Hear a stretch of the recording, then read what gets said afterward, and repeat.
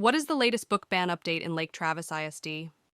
Jody Dover, who challenged the previous 3 banned books, also challenged Me and Earl and The Dying Girl and the Haters in a third-level grievance hearing at the LTISD board meeting on March 20th. These 2 books have been in the LTISD High School Library for the past 7 and 8 years, respectively. Me and Earl and the Dying Girl is about a teen who spends most of his time making parodies of movies, finds his outlook on life forever changed after befriending a classmate who has just been diagnosed with leukemia. The Haters is a book about 2 best friends who sneak away from band camp with a girl they met there and have an adventure. All 3 books were put through 3 steps of the Lake Travis District Book Challenge process, which has existed for decades. At each level, the reviewers determined the books were age-appropriate for the age range at the school and that the book had literary value to the reader. They also ensured that no pornographic material existed in the books. So a third-level grievance to the school board indicates the challenging parent believes they are right and the other reviewers are all wrong. Just a reminder, parents can easily opt their kids out of any book in the library at any time. After much criticism, the board decided to discuss their decisions in public this time, so we have more insight into their thinking. The good news is 4 of the 6 present trustees, Rob Aird was absent, voted to not overrule the previous reviewers' decisions. This allows Me and Earl and the Dying Girl to remain in the high school library. Lauren White, Philip Davis, Aaron Archer, and Kim Flash voted in support of keeping the book. They all felt the book had redeeming literary value that outweighed the teen cursing and sexual references. However, 2 Lake Travis Families PAC trustees strongly disagreed, Keely Kano and board president John Aulier. They were highly concerned with the use of the F word, slurs used for genitals, and the discussion of sex in the book. I wonder if either of them have been in a high school lately. However, the board overruled the previous reviewers and voted to ban the Haters. The 4 board members who voted against the Haters were the LT Families PAC trustees, Aaron Archer, Kim Flash, Keely Kano, and John Aulier.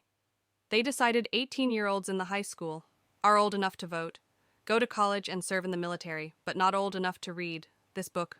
And this book cannot be reintroduced to LTISD for 10 years. John and Keely were very vocal about their reasons to ban this book, and their reasons were primarily tied to the sexually explicit content of the book.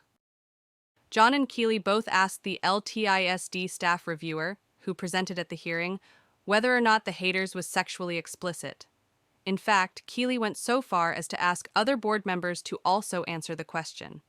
John pounded the staff reviewer with questions. Was it sexually explicit? Were there sexual acts? Was there rape? Was there oral sex? Is this the only thing that should be considered when evaluating the value of a book?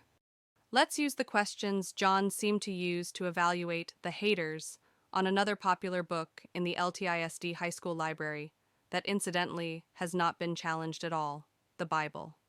A book most Americans have in their homes, a book that is even gifted to very young children for baptisms and confirmations.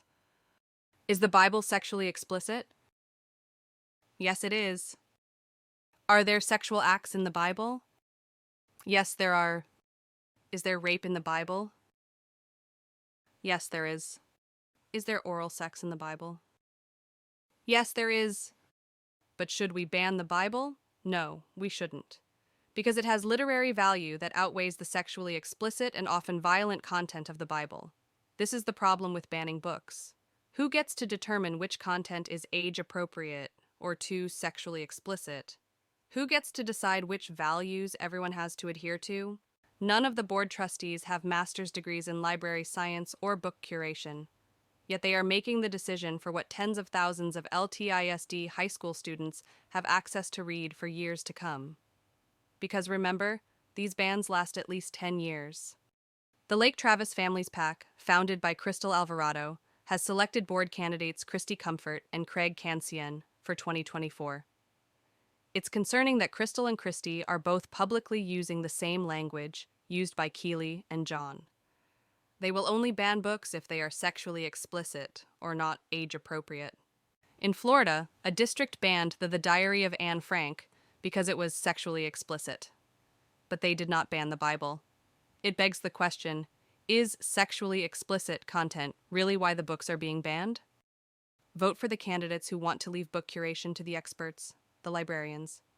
Re-elect Lauren White and Philip Davis, the only candidates who are professional educators and support literacy and education. Early voting begins April 22nd.